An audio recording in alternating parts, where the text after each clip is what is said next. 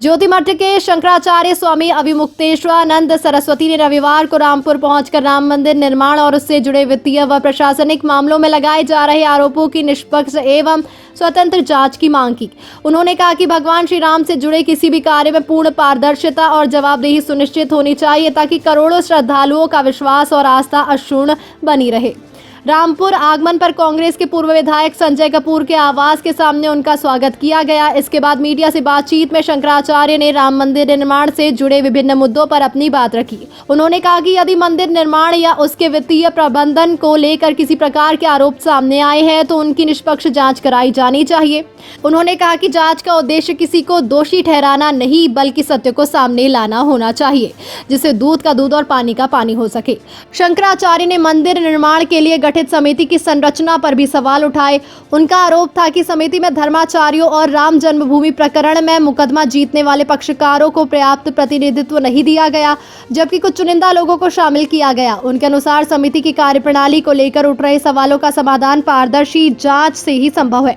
उन्होंने नृपेंद्र मिश्रा के उस बयान पर भी आपत्ति जताई जिसमें जांच समिति को एसआईटी स्पेशल इन्वेस्टिगेशन टीम बताया गया था। शंकराचार्य ने कहा कि विधिक प्रक्रिया के अनुसार बिना एफआईआर दर्ज हुए किसी जांच समिति को एसआईटी कहना उचित नहीं है। उनका कहना था कि एफआईआर दर्ज होने के बाद ही औपचारिक जांच की प्रक्रिया प्रारंभ होती है।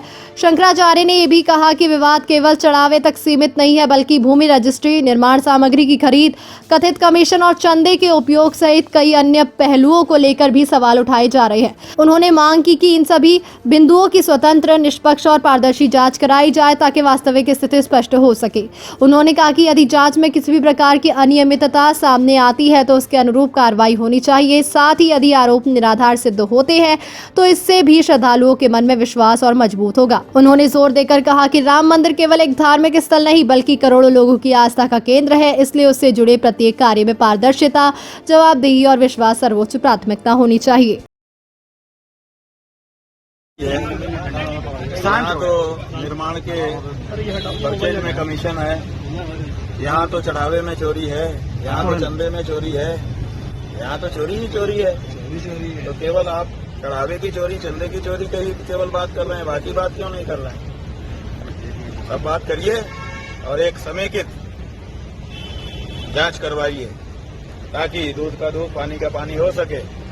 कम से कम राम जी के दरबार में ये सब जो हो रहा है ये नहीं होना चाहिए। विश्वास खत्म हो जाएगा हिंदुओं का।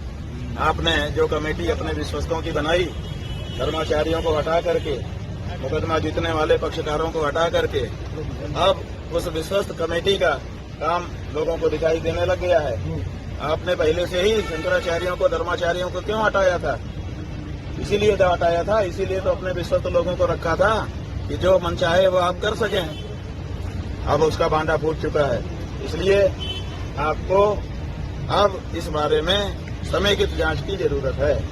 जब ये कमेटी गठित हुई थी जिसको एसआईटी आप लोगों ने कहा, पहली बात तो ये है कि ये एसआईटी हो नहीं सकती थी। एसआईटी में जो आई है उसका मतलब फुल फॉर्म होता है इन्वेस्टिगेशन। इन्वेस्टिगेशन बिना एफआईआर के शुरू नहीं हो सकता। ये पुलिस वाले इंस्पेक्टर साहब खड़े हैं, पूछ लो। विदाउट एफआईआर इन्वेस्टिगेशन आगे बढ़ ही नहीं सकता है, इसलिए इसको इन्वेस्टिगेशन कहना गलत था। एसआईटी नहीं थी ये।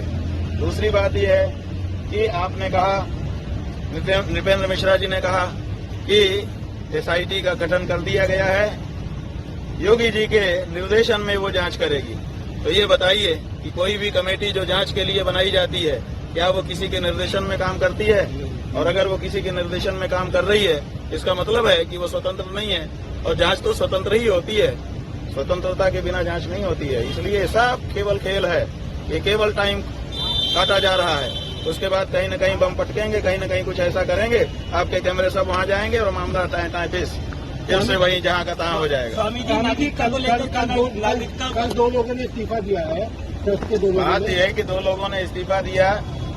सबसे पहले देखिए, रुपए पैसे का मामला था, कोष का मामला था, तो सबसे पहले तो कोषाध्यक्ष के ऊपर कार्रवाई होनी चाहिए थी। कोषाध्यक्ष का तो आप लोग नाम भी नहीं ले रहे हो। क्यों? क्योंकि वो प्रधानमंत्री को चम्मच से चरणोदक पिलाता है और फिर प्रधानमंत्री का जूठा चम्मच अपने हाथ में लेकर के वापस जाता है, माने जूठा उठाता है वो प्रधानमंत्री का। इसलिए उसका तो नाम भी नहीं ले रहे हो आप लोग। जबकि कोष में गड़बड़ी हुई है तो सबसे पहले कोषाध्यक्ष का नाम आना चाहिए। कहाँ है गोविंद देवगिरी का नाम? क्यों नहीं लेते हो? क्यों उनको बचा रहे हो आप लोग? बताओ। देखिए